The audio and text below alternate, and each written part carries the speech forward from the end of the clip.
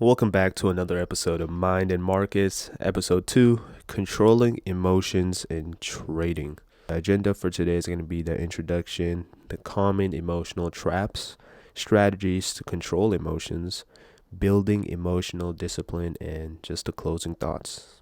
Okay, so controlling emotions is, as you guys know, very, very, very critical for your trading career.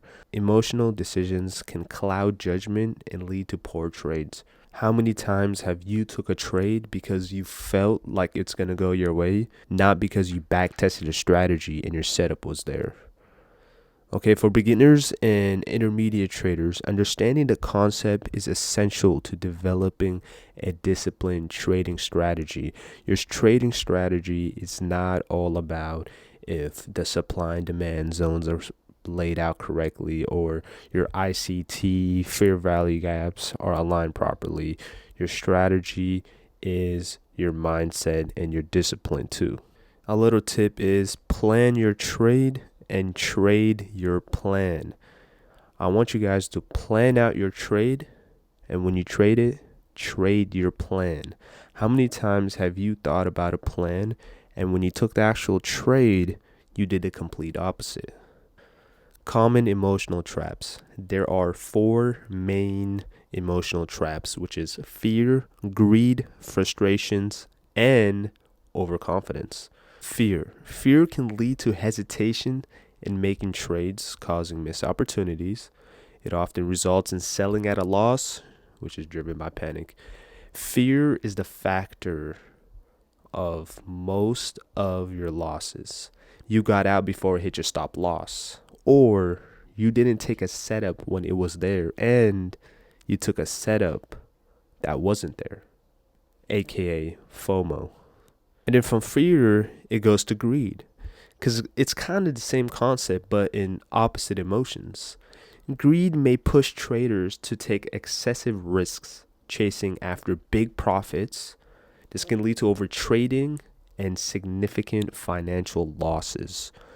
So, like I was saying, this is like the opposite of fear, because with greed, you're not scared that you're going to lose money. You are hoping to make more money than you are, or you're hoping to make more money than you should, which will also result in a loss, which will also go right back to fear. So at the same time, greed is very important to take in mind, because remember, at the end of the day, if you're not taking profits when you trade, you're not trading at all. I know people, and including myself, there has been so many times where I've been in profit and I have not took the profit because I wanted more. But how many times have you done that in the past months? Imagine all those times in the past month that you just took your profit.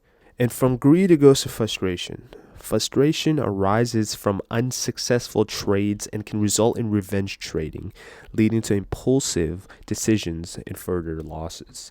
This is a very big one, especially for me still, because sometimes I revenge trade, and I know a lot of people who revenge trade.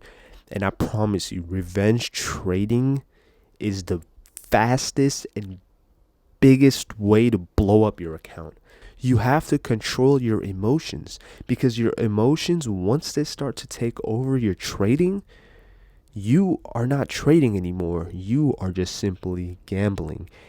And from frustration, there's also overconfidence. Everyone knows people can be greedy. People don't realize winning too much can have a negative effect as well. When you're overconfident, you tend to do the same thing that you do with greed. Okay, overconfidence can result from a few successful trades, leading traders to underestimate risks. This may result in poor decision making and larger losses.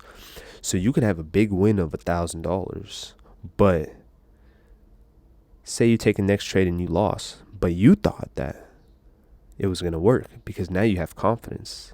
And after that loss, you take another one and another one. And then from overconfidence, it goes to frustration. And then what happens at frustration? You blow up your account. So you see how everything correlates together. So you have to focus on each of these factors. You have to focus on fear, greed, frustration, overconfidence. You have to train each one of these sectors. Step away when emotions take over. In the worst weeks I've had, and probably you guys as well, is those weeks where you just keep on trading because you just feel like the next one is going to work. And what does that come back to? Fear, greed, frustration, and overconfidence. Strategies to control emotions. Okay, the first one is use a trading plan. A well-defined trading plan helps you stick to your rules, minimizing impulse decisions driven by emotions. So when you have a trading plan, this is why it's important, because it takes the emotions once again out of your brain. Trading plan is kind of like when you back test and then you see how your strategy works. The same thing applies to trading plan, because when you make a trading plan, you have more confidence. And with a trading plan, you can start taking educated guesses instead of just gambling guesses. And you plan out, okay, if this trade comes in this zone right here, I'm going to take it long. That will give you more confidence. Second one is you have to take some breaks. After executing emotional trades, take a moment to step away. This helps reset your mindset and prevent further emotional reactions. Sometimes stepping away is the better decision. Sometimes not trading is the best trade. How many times have you told yourself that you're going to step off after this trade? And say that trade was a loss, you hopped in another one, and then another one, and then another one, and then now your account is blown. When you take a break, it's like lifting all of the stress off of you. Trading is stressful. So when you feel like it's too much, just don't trade for the day or for the week. Take that stress off you and then come back when you feel like you are at your best. How many times have you took a loss, a bad loss, and you didn't trade for the next few days, but when you came back, you were somehow only taking winning trades? There is a reason for that. Third one is you have to journal your trades. Documenting your trades allow you to reflect an emotional pattern, helping you recognize triggers and improve decision making.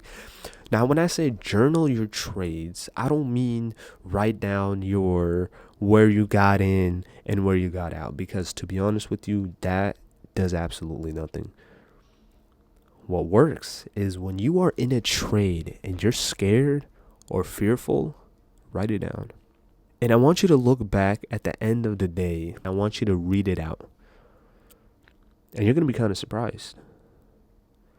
You're going to really know how you are as a trader when you write down your real emotions. If you're scared it's not going to hit your take profit, write it down. If you're scared that you're taking too much risk on, write it down. Because when you write down all of these things, you're going to see a pattern how it's the same emotion that's holding you back every single time. A tip for you guys is focus on following rules, not chasing profits. Because the rules come with profit. You have to implement this in your mind that the rules are the reason why you're making money. You chasing the market is not why you're making money. It's you following your rules. The profits will take care of itself. Building emotional discipline. Focus on long-term process, not short-term results. This helps in avoiding impulse decisions driven by temporary emotions.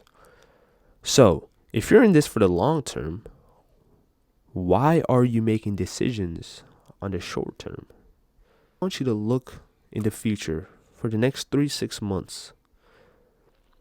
Imagine how you want to be. What type of trader you want to be.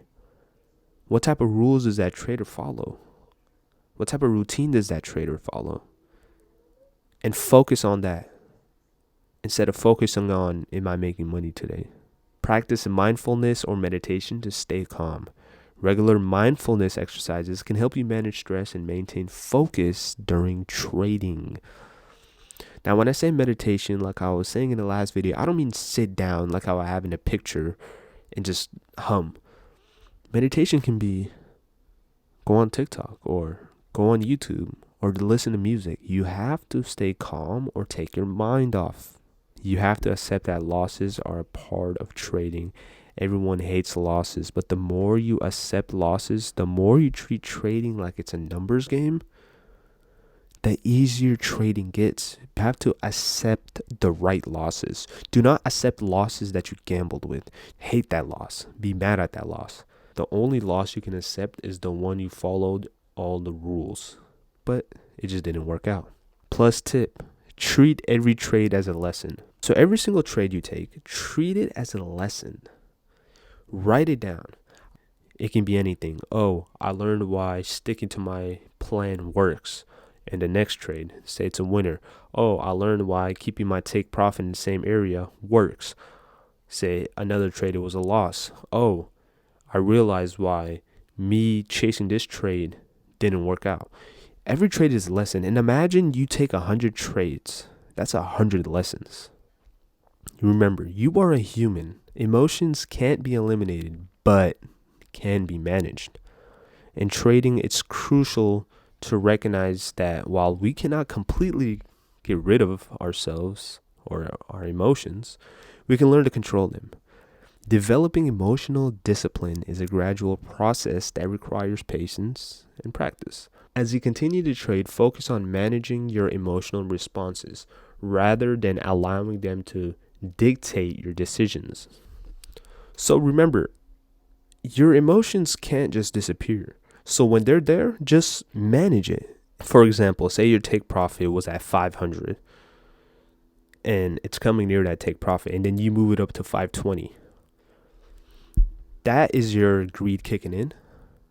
But remember, it's hard to just eliminate this. So instead, manage it.